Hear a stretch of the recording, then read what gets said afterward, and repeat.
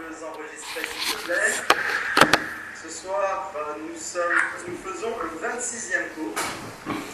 Ça fait déjà pas mal de temps qu'on a commencé cette série, donc on est au 26e cours, c'est un bon chiffre. Et nous allons,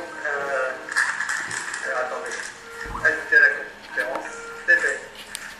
Et nous allons donc commencer ce 26e cours et commencer une nouvelle Melacha. Bonsoir Rivka. Bonsoir. Voilà, donc on commence le cours là tout de suite. Je vous souhaite à tous bonne écoute, une bonne soirée. Et donc, 26e cours de Ilchot Shabbat ce soir. À toi Mordechai. Shabbat Tov à tout le monde. Ah bon. On commence une nouvelle Melacha. Et si on va selon le fil des Melachot qu'on a étudié, la semaine dernière on a terminé la Melacha de Tochen, qui était de moudre. On a clôturé. C'était assez court, en 2 cours on a terminé. Et si on va dans l'ordre maintenant, selon les étapes de la fabrication du pain, donc maintenant on doit étudier la Melacha de lâche. Lâche, c'est-à-dire pétrir. Mais comme je ne suis pas encore assez prêt pour enseigner cette Melacha, je n'ai pas encore fini d'étudier comme il faut, donc je ne peux pas enseigner encore. Donc on va passer à la Melacha d'après. Et une fois qu'on aura bien terminé la Melacha d'après, qui sera assez longue, et on reviendra à l'envers et on fera la Melacha de lâche. Donc la Melacha qui suit lâche, on arrive en fait au dernier stade du pain. D'accord? Ça du pain, c'est en fait on a semé, on a labouré, on a semé, on a cueilli.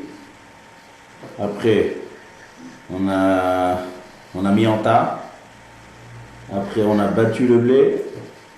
On a trié. On a moulu le blé. Et donc, maintenant, il y a des étapes. Il y a celle de lâche, c'est-à-dire de pétrir. Et une fois qu'on pétrit, ça c'est ce qu'on va voir plus tard. Et maintenant, il nous reste la Melacha très centrale et très importante dans les Ilchot de Shabbat. C'est la Melechet Bichoul. Bichoul, c'est cuire. Pour le pain, ça s'appelle, dans la Mishnah, ça s'appelle Ha'ofé. Cuire du pain, ça a un nom, c'est enfourner en fait. Ofé. Parce que le pain, on le cuit dans le four. Donc ça, c'est la Melacha. Là, on arrive en fait au stade de la Melacha de Bichoul. Alors Bichoul, c'est une grande Melacha, une grosse Melacha, qui est à la fois très détaillée, il y a beaucoup de détails, beaucoup d'halachot, qui n'est pas si simple que ça, bien comprendre les principes, et surtout qui est très massé, très actuel, c'est-à-dire très pratique. De Bichoul, ça revient souvent, on a souvent affaire à cette Melacha de Bichoul. Donc il faut bien l'étudier. On a l'habitude toujours dans la même démarche qu'on étudie toutes les Melachot, c'est-à-dire définir, faire une introduction bien et les athlètes expliquer, et puis voir aussi toujours des cas très pratiques dans chaque étape. Donc là, ça va mettre du temps. Là, ça va être plusieurs cours. Et bon, on voit bien ensemble et qu'on étudie bien cette Melacha là, qui est une des Melachot qui sont fondamentales dans le Shabbat, qui sont très centrales. Donc qu'est-ce qu'on va commencer? On va commencer la Melacha de Bichoul. Maintenant, il faut savoir que dans chaque Melacha, chaque fois qu'on commence une nouvelle Melacha, toujours on fait une introduction de cette Melacha. C'est-à-dire, en fait, c'est lié au cours d'introduction qu'on a fait, mais à chaque fois on répète ça à chaque Melacha pour bien d'abord définir la Melacha et comprendre à quelle Melacha on a affaire. Alors, à chaque fois qu'on commence une nouvelle Melacha, d'abord, il faut toujours se référer au Mishkan. Où c'est qu'on a vu cette Melacha dans le Mishkan. Et à partir de là, déjà voir la Melacha de base, l'action de base qui est liée à Bichoul, et de là, on commence à développer, à découvrir cette Melacha. Ensuite, il faut voir toutes sortes de cas qui ressemblent à ça. ce qu'il y avait au Mishkan, qui s'appelle les Avot et les Toldot. Avot, Toldot, c'est-à-dire action père et dérivée, comme on a expliqué dans l'introduction. C'est vrai, il y a toujours des actions, plein d'actions qui rentrent tous sous la définition de la Melacha, d'une Melacha qu'on étudie. Donc il faut voir quelles sont les actions qui sont paires et quelles sont les dérivées. Mais en fait, paires ou dérivées, tous sont des actions interdites par la Torah qui rentrent sous la définition de chaque Melacha. Ensuite, bien sûr, il faut définir, bien sûr, comme on fait dans toutes les Melachot, c'est qui est en fait la phrase clé de tous les cours à venir, c'est toujours la définition qui est très importante. Donc c'est pas traduire seulement, cuire, il faut définir qu'est-ce qui s'appelle cuire dans les règles de Chod Shabbat. Qu'est-ce qui s'appelle cuire? Donc il faut définir la Melacha. Et aussi, toujours dans l'introduction, il faut aussi parler du shiur. Shiur, c'est-à-dire quelle mesure, il faut une certaine mesure. Donc, un shiur, il faut une certaine mesure pour que ça s'appelle Melacha. D'accord? Donc tout ça, où c'est dans le Mishkan, quelles sont les actions paires, quelles sont les actions qui sont dérivées, quelle est la définition de la Melacha et quel est le shiur. Ça, on le fait pratiquement à chaque nouvelle Melacha. Donc surtout maintenant dans cette grosse Melacha de Melechet Bishul, il faut définir tout ça. D'accord? Donc en un premier temps dans cette introduction, on va essayer de bien développer ça. Donc, on commence toujours par le Mishkan. Oui, c'est en plus cachot à notre parachat à Shavua, qu'on vient de dire cette semaine, la parachat Trouma. D'accord? En fait, tout ce mois-là, on va s'occuper dans les parachiotes du Mishkan. Trouma, Tetzavé, et après Vayakel Pekoudé. D'accord? Tout ça, ce sont les parachiotes du Mishkan. Donc, où est-ce qu'elle est cette Melechet Bishul dans le Mishkan? Alors bien sûr, je répète toujours, il faut répéter ça, que lorsqu'on parle du Mishkan, c'est la fabrication du Mishkan. Comme dans Parashat Vayakel, que là-bas, la Torah, elle juxtapose la construction du Mishkan à l'observance du Shabbat. Pourquoi on les a mis un à côté de l'autre? Pour dire que toutes les mélachot, tous les travaux que je n'ai pas le droit de faire le jour du Shabbat, ce sont toutes les étapes de la construction du Mishkan. D'accord? Donc tout ce qu'on a vu jusqu'à maintenant, c'est toutes les étapes qui sont faites dans la construction du Mishkan. Maintenant, nous on a dit qu'on fait selon l'ordre du pain pour que ce soit un moyen mémotechnique. Mais il n'y avait pas de pain à la construction du Mishkan. Il n'y avait pas de pain. Quand on parle de construction du Mishkan, c'est technique, c'est la poutre, c'est les pots, il n'y avait pas de pain là-bas. Donc où se trouve... Donc la raison qu'on prend le pain, toujours toutes les étapes du pain, c'est pour se rappeler, parce qu'on faisait des étapes avec autre chose là-bas dans le Mishkan. Donc quelle est cette chose-là, où c'est qu'on voit qu'on fait bichoul dans le Mishkan? Qui c'est qui a une idée? Où c'est qu'on voit bichoul dans le Mishkan? Où c'est qu'on voit cette étape-là? Qui c'est? Les offrandes. Les offrandes. C'est-à-dire? Les sacrifices protégés. Alors le korban, il était pas cuit, il était cramé complètement. Ouais. Mais je répète encore. Pour Les pains de la présentation. Pour les pains de la présentation. Les pains de la présentation. Alors je répète. J'ai fait une allusion très courte, on dirait que c'était trop court, donc je répétais ce que j'ai au début du cours. Que tout, on a parlé de ça aussi dans les cours d'introduction, que toutes les actions qu'on ne fait pas le jour du Shabbat, on les apprend du Mishkan. Maintenant, quand je dis qu'on apprend du Mishkan, on apprend de la construction du Mishkan. J'apprends pas de ce qui se passe après, dans la avoda du Mishkan, les korbanot, les lechem apanim, on parle pas de ça, on parle de la construction du Mishkan. D'accord? Donc, La teinture aux veines pour les peaux. Il a fait la peinture pour les peaux. On vient de lire ce Shabbat, on a lu dans le Sefer Torah, on a dit Orot Elim me Odamim, Ve Orot Techashim. Le Mishkan, il n'était pas fait en pierre, on est dans le désert. Pour à chaque fois démonter un édifice de pierre, c'est compliqué. Donc le Mishkan, c'était fait à base de peau et à base de poutre, de Hatseshitim, de bois qui était en cèdre. Et les peaux, il y avait toutes sortes de peaux là-bas. D'accord? Il y a de laine, il y avait des peaux qui étaient, pas des peaux, il y avait des tentures qui étaient faites en laine, et des tentures qui étaient faites à base de peau, de élim, de bouc. et de Tachash, c'est une bête spéciale qui avait Meyuchet de Tachash. Donc Orot Techashim. Maintenant, dans le Passouk, on a lu qu'il y avait 3 sortes de couleurs. Techelet, Argaman et Tolarat Shani. Bleu, bleu ciel, pourpre et rouge. Ce sont les 3 couleurs, ça, des pots, des teintures. Donc pour faire cette couleur, ça on parle de la fabrication là. Pour faire ces couleurs-là, on les colorait une fois et c'est tout, c'était tout le temps comme ça, c'était en fait tous les quarts du Mishkan. Parce qu'il y avait des poteaux, et sur ces poteaux, on recouvrait ça en peau. Donc ces couleurs-là, comment on obtient de la peinture? Il fallait cuire des graines. Des graines de couleur. Maintenant, pour obtenir des graines, il faut labourer. Pour labourer, il faut planter, il faut semer. Après, il faut cueillir. Après, il faut mettre en tas. Et après, il faut battre pour sortir les graines de couleur. Et après, il faut moudre. Et il faut trier. Tout ce qu'on a vu jusqu'à maintenant. Seulement, graines de couleur, c'est pas très connu. Donc, on fait la même chose en pain. C'est exactement la même chose pour faire du pain. D'accord? Donc maintenant, à l'étape finale, pour obtenir la peinture, qui est en fait c'est on prend ces graines-là et on prend une marmite avec de l'eau sur du feu et on fait bouillir ça. Donc on fait bouillir l'eau, on met, c'est la poudre en fait qu'on a déjà moulue, dans cette eau-là et on obtient de la peinture. Donc ça c'est la melacha de bichoul, cuire, à l'étape de la fabrication du Mishkan. Ça c'est ce qu'on trouve dans le Mishkan. Maintenant, dans le pain, le moyen technique du pain, ça s'appelle ha'ofé, afia. D'accord? Pareil, afia, c'est-à-dire prendre la pâte, la mettre dans un four et obtenir du pain. Ces deux actions-là, ça ressemble à bichoul. C'est-à-dire, au Mishkan, c'était bichoul. Une action qui ressemble exactement, c'est ofé, c'est afia.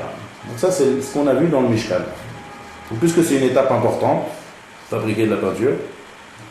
Après, il va y avoir une autre étape, c'est prendre la peau et la mettre dans la peinture, c'est teindre. Ça, on va voir, c'est une autre mélacha qui va venir plus tard. Et la peau, il faut la dépecer, il faut la poncer, il faut lui enlever les poils, tout ça. Chaque étape qu'on va faire après, ça va être toutes les autres mélachot qui vont venir plus tard, ça va être toutes les mélachot qu'on fait avec la peau. Donc il va y avoir aussi plein d'étapes. Toutes ces étapes, ça va faire en fait des mélachot dans Shabbat. Donc là, on est dans l'étape de cuire, comme on a vu au Mishkan.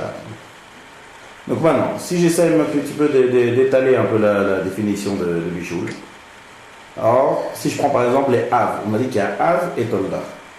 Donc Av, c'est l'action père.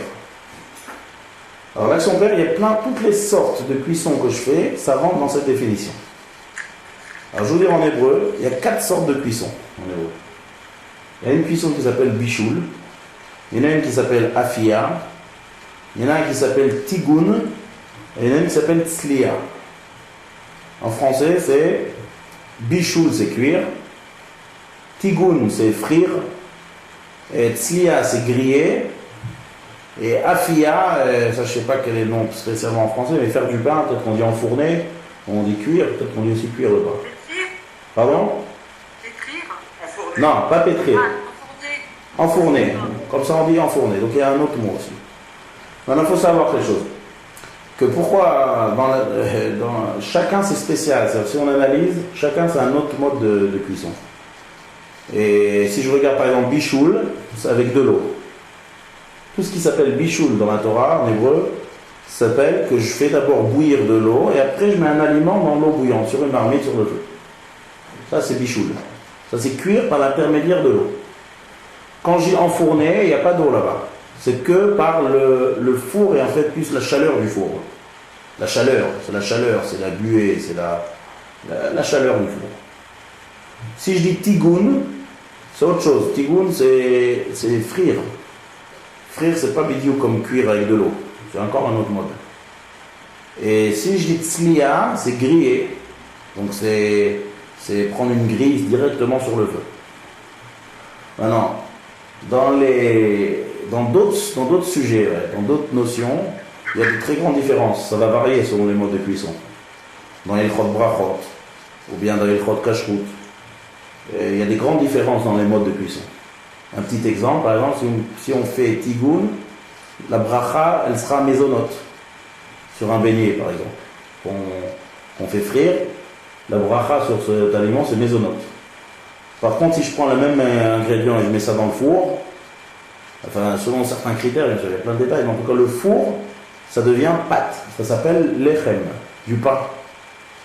Tous les autres modes, les modes qui sont de bichoul, cuir ou tigoun, jamais ça s'appellera pain.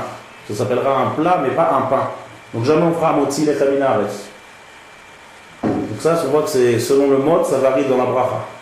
Ça, c'est un exemple. Il y a encore plein de détails, plein de différences. Par exemple, même dans les chotes de kashrut.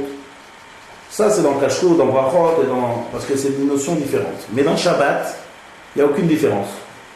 C'est-à-dire Shabbat, que je fasse un bichoul là-haut, que je fasse un bichoul de feu, enfourné, ou que je grille, ou que je frie, tout ça, ce sont des haves, des actions paires de la mélacha de bichoul.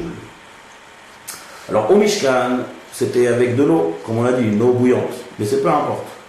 La notion ici, d'accord, et c'est ça en fait maintenant qu'on va essayer d'arriver à la définition, c'est qu'il faut définir, d'accord, si je vois maintenant plusieurs modes, et qu'en fait c'est tous des mélachas de Shabbat, donc en fait il faut qu'on arrive maintenant à la définition de la mélacha.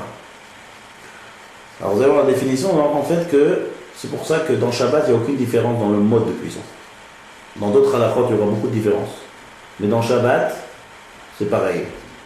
Si quelqu'un cuit, si quelqu'un enfourne, si quelqu'un frit, si quelqu'un grille, et dans le but de toutes les figures, dans chacun des cas, ça sera Melacha de Horaïta, Av Melacha. Quelle est la définition de la Melacha? Alors le Rambam, Maïmonide, il nous dit dans son Sefer, un klal. Comment il nous dit le Rambam? Il dit comme ça. Klalo shel davar. Ben sheripa gouf caché, ou ben sheiksha gouf rach chayav. Mishum mevachel. C'est-à-dire en français, durcir une substance molle ou ramollir un élément dur par l'intermédiaire du feu. Alors, je reprends, ça c'est la phrase du Rambam, le klal, la règle. Qu'est-ce qui s'appelle melechet bichoul? Qu'est-ce qui s'appelle action interdite de mevachel? C'est durcir une substance molle ou bien ramollir un élément dur par l'intermédiaire du feu. Ça, c'est la définition. C'est-à-dire que j'utilise une source de chaleur, qui est le feu. D'accord? On va développer après, bien sûr, qu'est-ce que c'est feu, qu'est-ce qu'on va expliquer. Pour l'instant, on est tout début, la définition. Je prends une source de chaleur, feu, et par cette source de chaleur, feu, je vais transformer quelque chose. Transformer d'aspect, transformer d'état. Si j'ai quelque chose de mou, il va devenir dur. Si c'est quelque chose de dur, il va devenir mou. Par l'intermédiaire du feu, ça c'est la définition de la mélacha de bichoul. Bon, maintenant, si on revient à nos 4 modes de cuisson, si je prends par exemple bichoul, c'est-à-dire que je prends une marmite avec de l'eau et que je la mets sur le feu. Et bien sûr, l'eau elle est bouillante. Donc maintenant, si je mets par exemple, si je mets un morceau de viande dedans, mon morceau de viande il va se ramollir.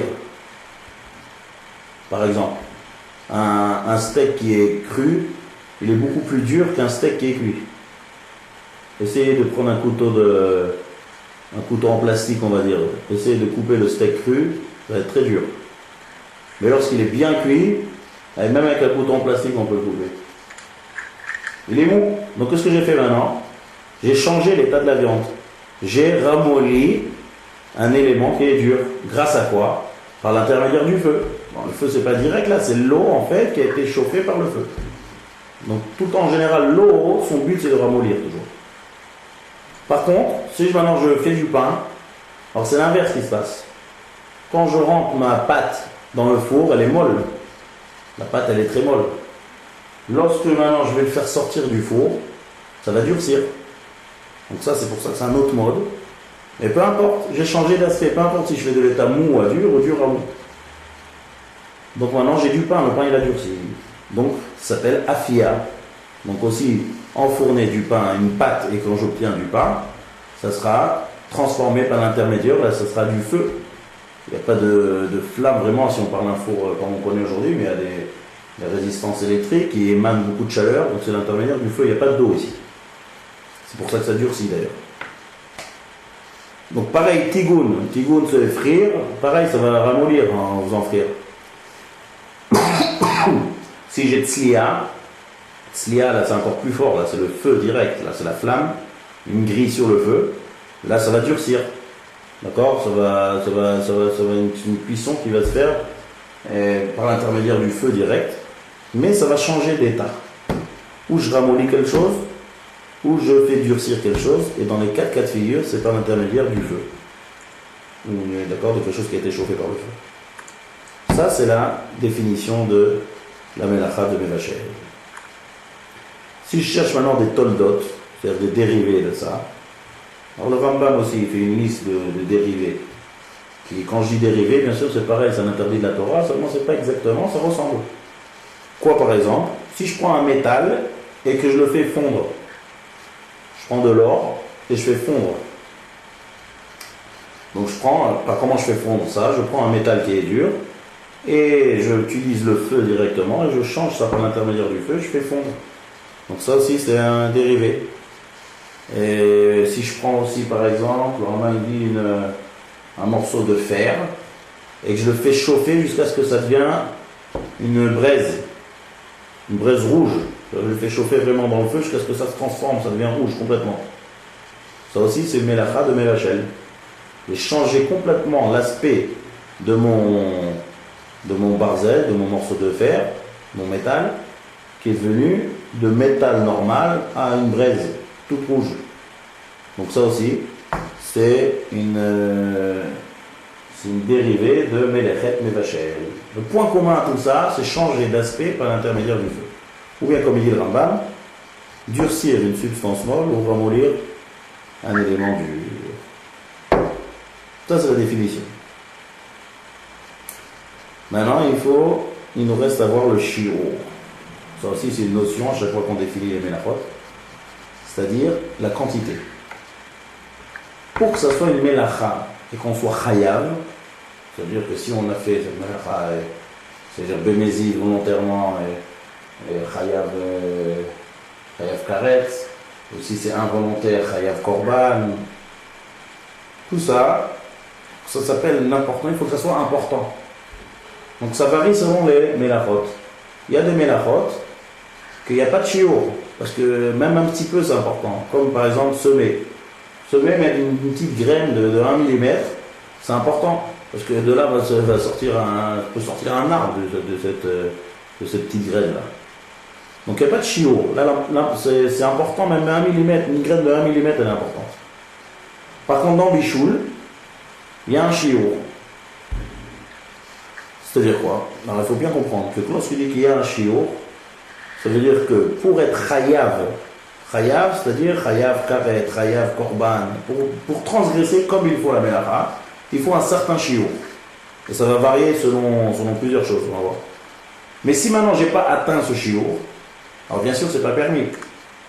Et une marloquette, est-ce que c'est un interdit des chachamim ou est-ce que c'est un interdit de la Torah? Il y a une marloquette dans les poskim, une grande marloquette. Mais peu importe, comme ça ou comme ça, c'est interdit. Seulement, ça ne s'appelle pas que je vais transgresser la mélacha. Bien faire la différence. Si j'ai fait la mélacha, ça veut dire que je fais une action qui va répondre. On va donner un exemple. Allô?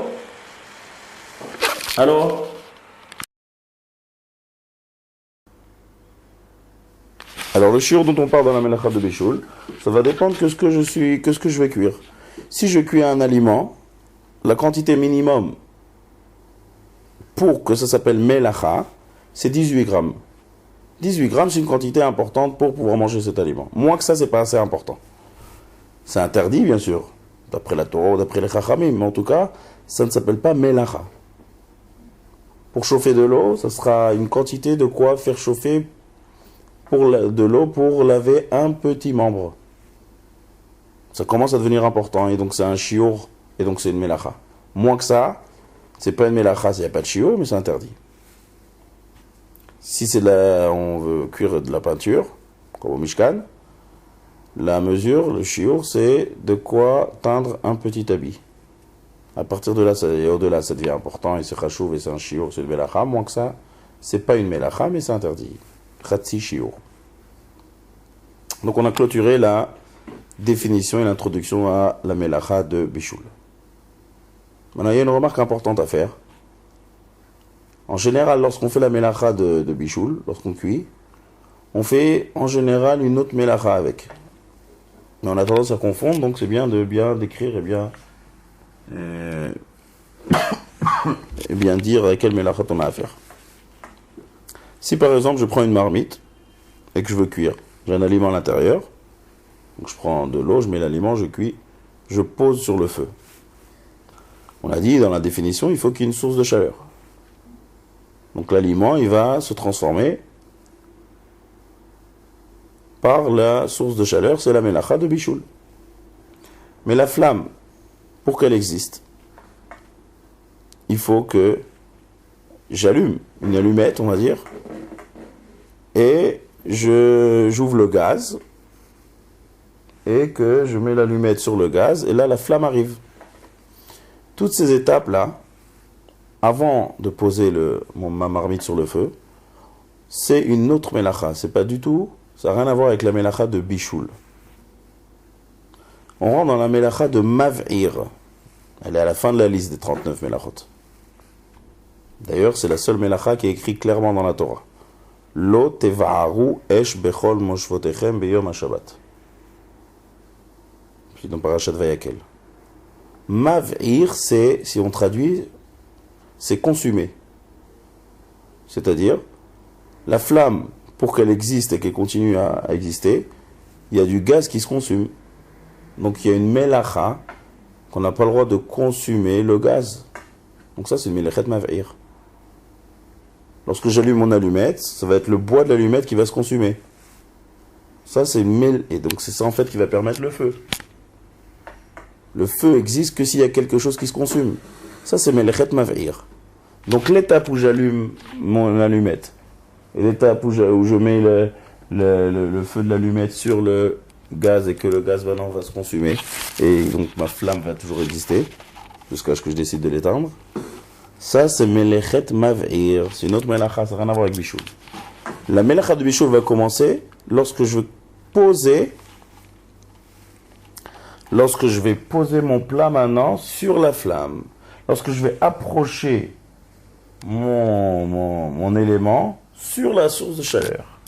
Là, on commence à parler de melechet Bishul. Mais faire exister la source de chaleur, c'est une autre melacha, c'est mav'ir. Donc c'est bien de préciser ces deux choses différentes pour analyser ces deux actions, parce qu'en général ça va ensemble.